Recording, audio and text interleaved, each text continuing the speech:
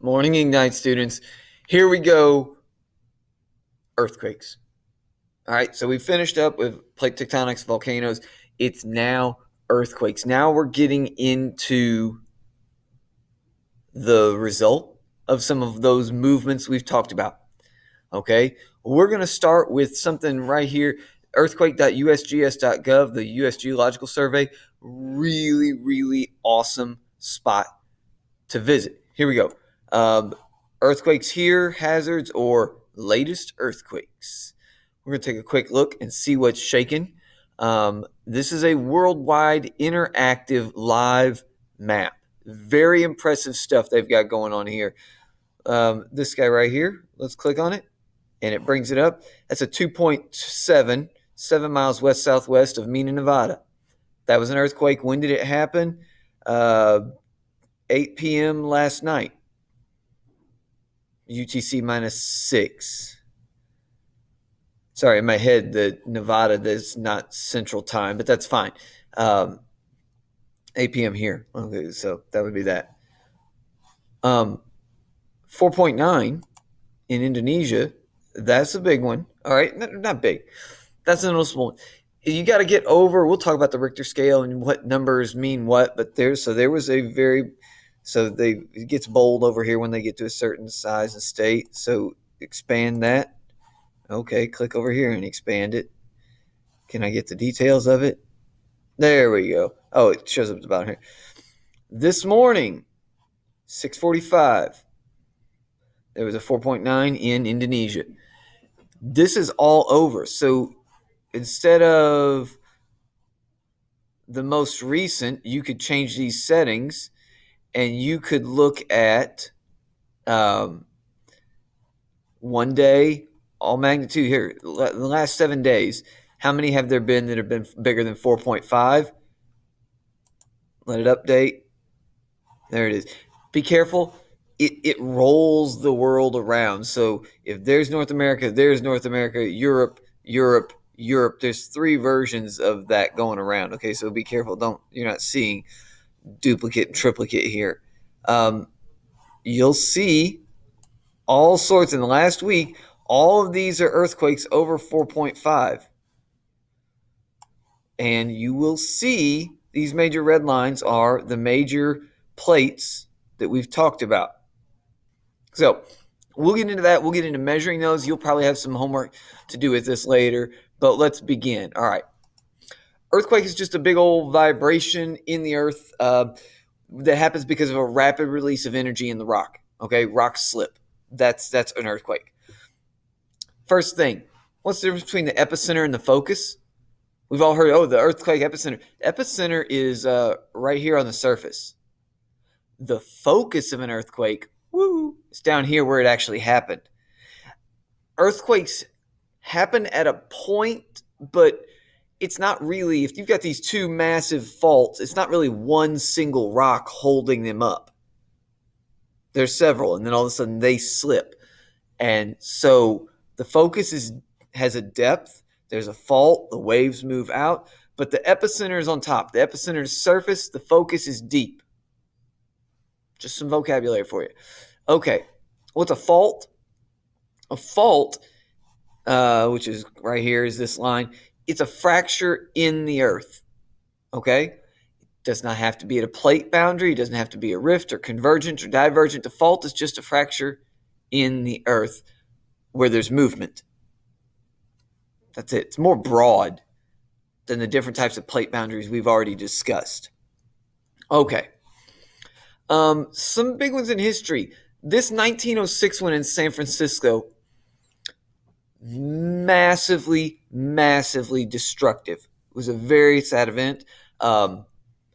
Fire that occurred after the fact cost lives, millions of dollars, millions of 1906 dollars. Huge, huge, huge thing. And in different parts, there were parts of the fault that shifted 4 meters, shifted over 12 feet. So if you've got a fence row, you got a fence, and all of a sudden the earthquake happens, then like this. If your fence was going across here, say at my knuckles that are lined up, now your fence looks like this. Those kind of examples, I've got a few of those coming up here. This is the building here, the fire, and aerial view of the city. By the way, if you read that, kites. They flew a camera up on a kite in 1906 before there was drone footage. It's black and white. It's tough to know what you're looking at here. A series of 5 kites after the great earthquake here. The view is looking over Nob Hill towards, got to get rid of the toolbar there, towards the business district, right, and the distant mission, okay? What you see is fire. You see damage of fire here. There is all sorts of destruction. There should be structures and things here, and there's not organized stuff. So this is some of the damage of that earthquake. All right, so there's the picture again. Okay. Elastic rebound hypothesis. Take a stick, you bend it, and it snaps. That's kind of the same thing. You've got these 2 plates, and they're wanting to move, they want to push, snap, and they move a lot. So they're under force, they're under tension, or maybe they're wanting to pull apart, and then there's something holding them together that lets loose. Or one's crumpling under the other, and it's stuck, and then all of a sudden something breaks free, and it jolts. All of those are reasons. So you're building up what's called elastic energy. You're storing it because you're deforming some rock. You're squishing rocks, or you're stretching, or you're getting ready to break rocks, whichever way the faults are moving. We're going to get into that. And then all of a sudden one lets loose and you have an earthquake. So the study of earthquakes goes back a long time ago. One second. All right, sorry, we're back. I just realized some of my tabs had closed and I didn't have everything up that we needed to look at. So we had just looked at all the San Francisco stuff and talked about that. Okay, earthquake study has been going on for a couple thousand years. The ancient Chinese were some of the first to try and categorize strength and different movements of this stuff. The seismograph. The seismograph is the instrument used to measure earthquakes. The seismograph is real simple. It's a big old heavy weight and a drum. But what's interesting is this. The weight doesn't move. The drum moves. And you might be like, but the drum is mounted to the table and it's mounted. Exactly. Because the weight's on a pendulum, we're going to try this. We're just going to try this live and see how bad this goes. Okay, I've got a heavy weight here. And I've got a spring. Or long string, okay? What we're going to do is this is 2 kilos, and the length of your string does matter, but it's based on the type of wave we're going to get. I'm going to hold this up here, and my arm is going to be the table. So my arm is attached to this drum and this table down here, and the weight is hanging free, and there's an ink pen hanging off the table. You can probably see these 3 lines here. So if my arm starts to move side to side, I'm moving quite a bit. Yes, this is a bad demo because my weight's shaking, but my arm is moving several inches each way, and the weight is just kind of bobbing around in place. One more time. Put it here, center line, go. Hold on. The speed of the wave matters, but if you notice, this is not moving side to side, or it's jostling around up and down because the length of the string changes, which is why they have springs. Okay, but this is not moving side to side. The entire frame here, this entire frame, my arm, body, and the whole table and the drum, all of that moves side to side, and the weight stays centered. The weight stays centered, and the drum moves underneath it. So the ink pen hanging off of this weight doesn't move a lot, and the drum just goes like that. That's the opposite. That's why seismographs feel a little opposite until you get used to it. Because if the whole table is moving, this big long string isolates it. So it's like a pendulum, but instead of the bottom swinging back and forth in a clock, the whole top is moving back and forth, and the bob stays still because of inertia. That's the way a seismograph works. Seismographs are used all over the world, and they are how we determine how strong, where, how fast. It is how next time we're going to talk about how we know what the inside of the earth is made of. It's because of this. Okay. There's that one. Here we go. Waves. Okay. There are surface waves.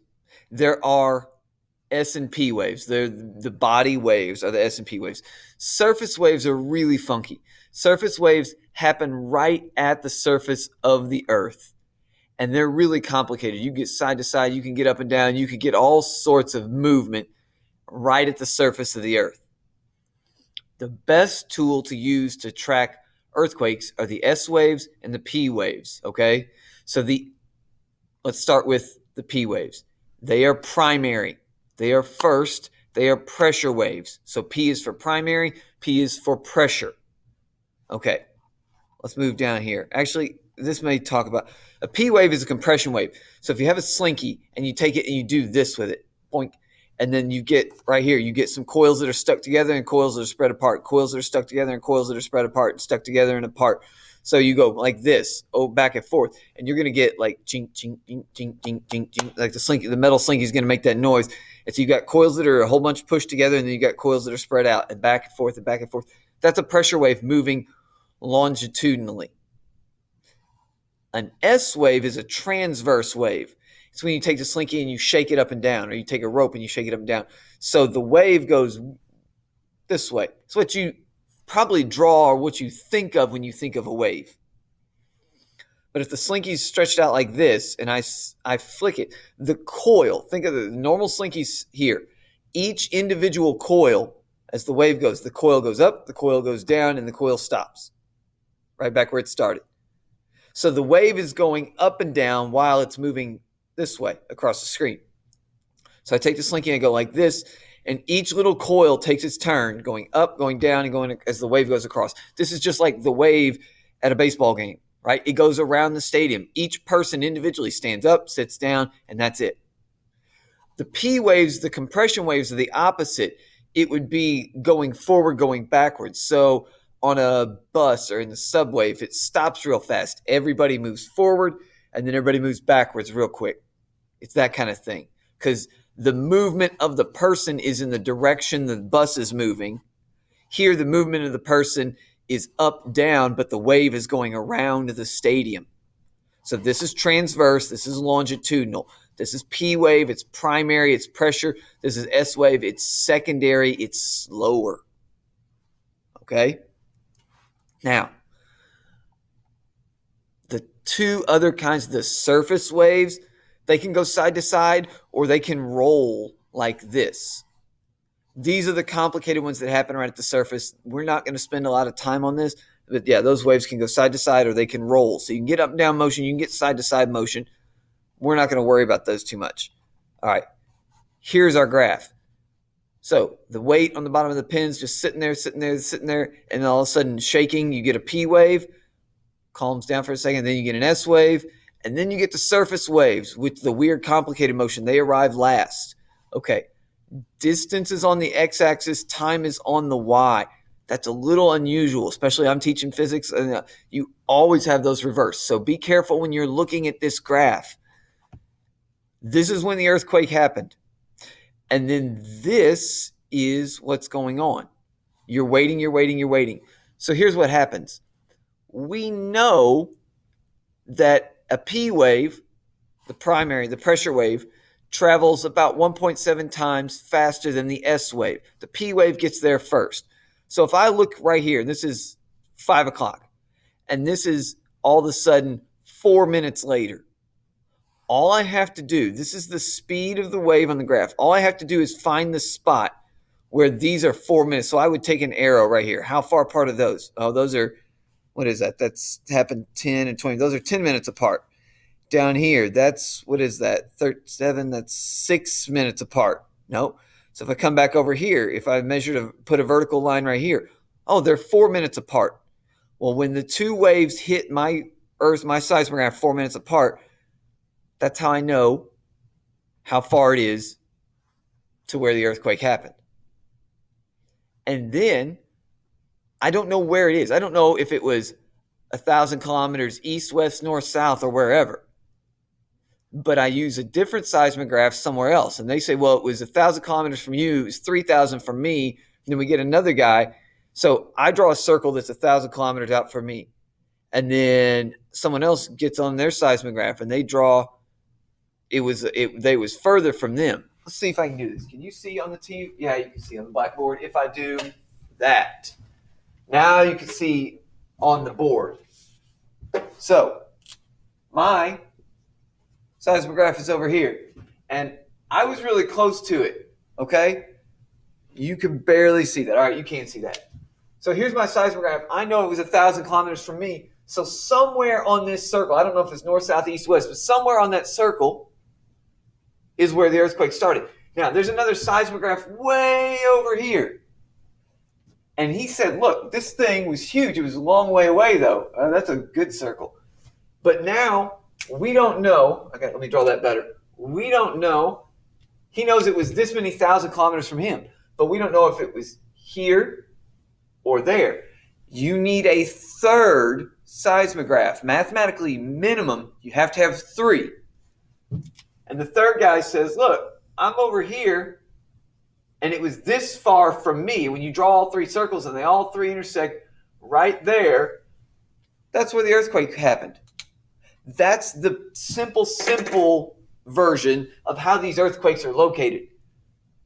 Except there's more than 3 seismographs around the world, and we use them all the time, and we use them all together to help figure out what's going on and where these earthquakes are located.